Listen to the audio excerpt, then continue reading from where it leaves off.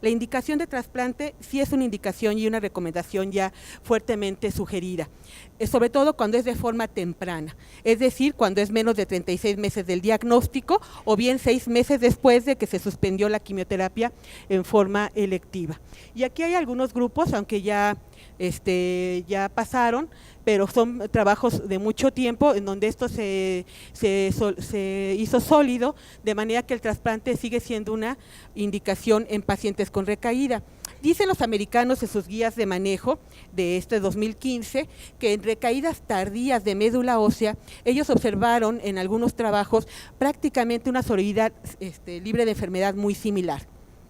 Sin embargo, los grupos europeos, me gusta más esa postura, que es ante una recaída a médula ósea temprana o tardía, la recomendación es que sí se realice el trasplante. Las recaídas aisladas son donde uno puede hacer nuevamente esquemas de quimioterapia y se logran alcanzar índices de control de la enfermedad muy similares. Entonces, esas están recomendadas bajo criterio del grupo de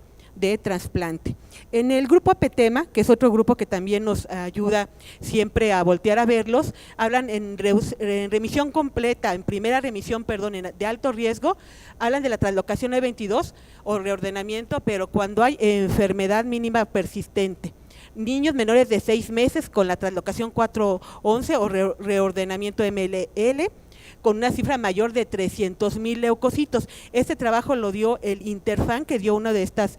respuestas, y que haya mala respuesta a la prednisona, que no se adquiera una remisión completa, la enfermedad mínima residual, que se pueda tener en forma persistente hasta el día más 78 en pacientes de alto riesgo, y falla la respuesta a prednisona, hipodiploidía y enfermedad mínima residual. Entonces, dentro de la primera remisión, sí agregaríamos la enfermedad mínima residual positiva. Nada más hay que tener en nuestro medio el cuidado de que se tengan estándares y estandarizada la técnica, porque hemos tenido, y hay casos, en algún congreso, el mismo doctor Chingon Puy se levantó en una reunión que estaban hablando sobre enfermedad mínima residual y dijo, bueno, hay que tomar en cuenta que ahí va a haber polimorfismos en los metabolizadores, por ejemplo, de metotrexate, de mercaptopurina, y son elementos y medicamentos que entran después de los esquemas de inducción y de intensificación, así que se tiene que tener un cuidado con esta indicación. Sin embargo, tomando en cuenta lo que nos sugieren los grupos internacionales, tanto el PTEMA como grupos del Grupo Europeo de Trasplante, sí se sugiere que si hay una enfermedad mínima persistente junto a otros factores de riesgo, como sería el cromosoma Filadelfia, como sería alteraciones citogenéticas y como sería mala respuesta a la ventana esteroidea, no solamente como un factor único. En remisión segunda remisión, las recaídas que hayamos comentado, en terceras y cuartas remisiones, si el paciente adquiere una remisión, el grupo americano, el grupo español, sí sugiere que se haga el trasplante, sabiendo que el pronóstico es menos favorable que en aquellos pacientes que han tenido ya una segunda remisión. En cuanto a las indicaciones por grupo, ese es un resumen. El grupo del BFM, sus indicaciones básicamente las mismas, el COG también las indicaciones básicamente las mismas, el SANYUT, que siempre volteamos a verlo, como habla de la falla, la respuesta a la inducción, y también en la enfermedad mínima residual, aunque ellos dan esquemas de quimioterapia y lo asocian a otros factores de riesgo. El grupo de CEOP, bueno, esos son pacientes trasplantados, es un paciente de Chihuahua, y aquí con su mamá, que la señora siempre era muy nerviosa, afortunadamente se fue de alta, el niño perfectamente, pero siempre me estaba preguntando que lo veía muy chiquito, y ella mide 1,80, y como el hermano gemelo era del tamaño de ella o más alto, que fue el que le donó las células, siempre me daba un poquito de, y ahorita lo pongo a colación a este paciente de leucemia linfoblástica aguda. Bueno, las indicaciones de trasplante internacional, como sabemos, la leucemia linfoblástica, volvemos a una enfermedad curable, pero está en quinto lugar de las indicaciones de trasplante a nivel del registro internacional. La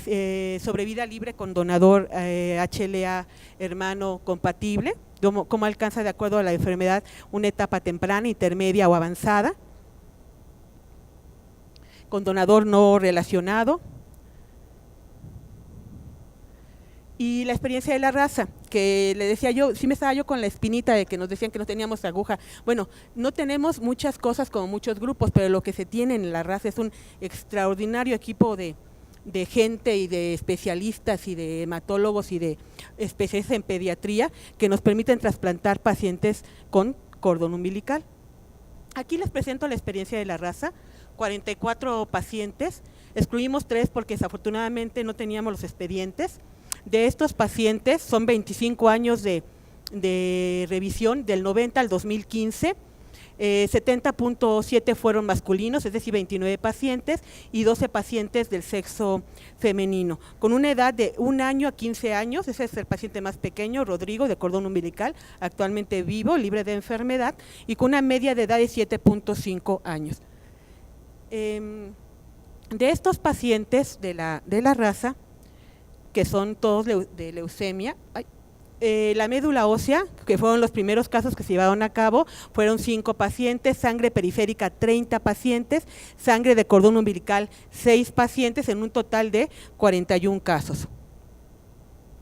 De la sobrevida global de nuestros pacientes, tuvimos un 56.1% de sobrevida libre de enfermedad, y esta es una experiencia, aunque dentro de lo que nosotros consideramos un poco más bajo que la literatura, aquí incluimos segundas, terceras remisiones y los mismos pacientes de cordón umbilical.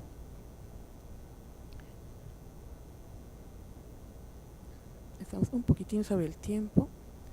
Y la supervivencia por tipo de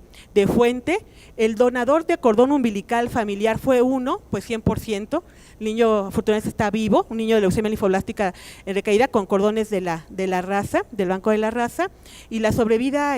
mejor fue obviamente con sangre periférica y donador familiar. Sin embargo, sí tuvimos por allí una experiencia muy buena con el cordón umbilical, en donde de los 6 pacientes, ahorita lo vamos a mostrar en otra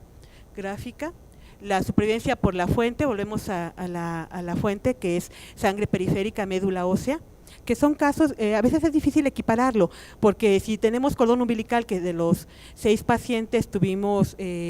solamente una pérdida, la sobrevida está muy, muy alta, pero hay que tomar en cuenta que es un grupo pequeño de pacientes. La sobrevida por fuente, y esta es por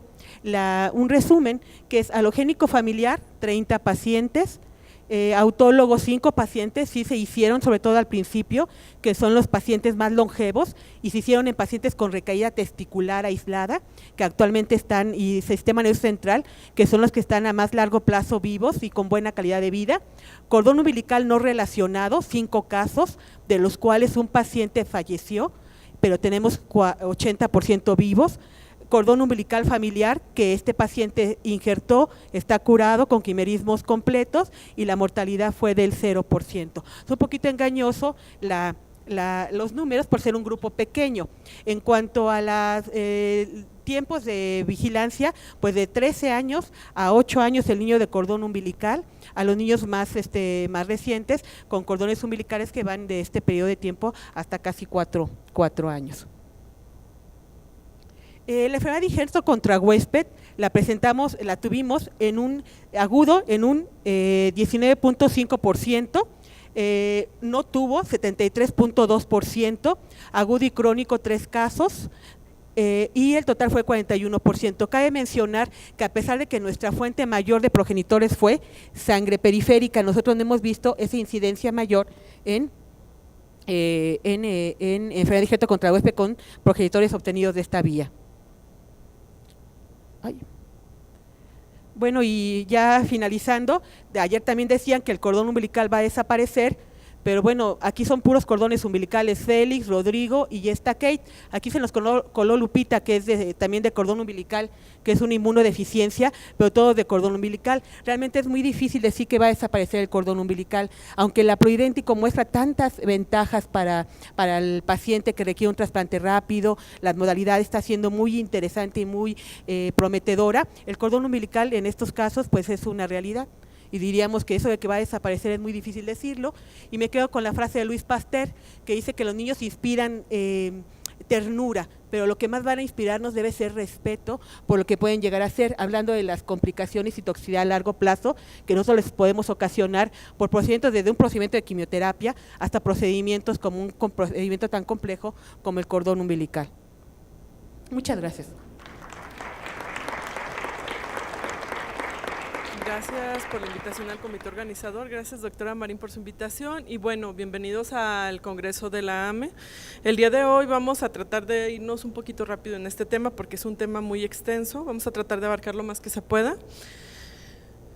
Para los que no lo conozcan, este es el nuevo Hospital Civil de Guadalajara, de donde nosotros estamos, y bueno, a nosotros nos tocó hablar de los síndromes de falla medular y su tratamiento de trasplantes. Como todos sabemos, los síndromes de falla medular se caracterizan por pancitopenia, sangre periférica, como resultado de una adecuada producción de células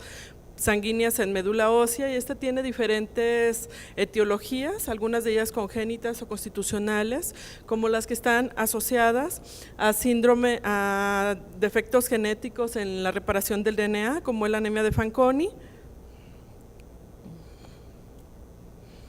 mutaciones que afectan la alteración del telómero, como es en disqueratosis congénita, y mutaciones que afectan el ensamble y la función de los ribosomas, como es el síndrome de Schwamman-Diamond o anemia de Diamond-Blackfan. También tenemos alteraciones por exposición en la médula ósea, por exposición a tóxicos o mielosupresores, infecciones virales y bueno, varias enfermedades inmunológicas, y la mayoría de las anemias aplásicas no tenemos una causa aparente, por lo que se clasifican como anemias idiopáticas. Como ven, este es un montón de medicamentos a los que antes se les daba mucho peso en cuestión del desarrollo de falla medular, sin embargo ahorita se ha visto que hay más componente de orden inmunológico. Y bueno, nosotros para los síndromes de falla medular vamos a encontrar que tenemos muchas alteraciones clínicas que nos pueden hacer sospechar de alguno de las alteraciones constitucionales principalmente, como son por ejemplo las anormalidades del radio, pensar en anemia de Fanconi o en aplasia de serie roja, pero vamos a ver que todo lo que es los síndromes de falla medular es en realidad un conjunto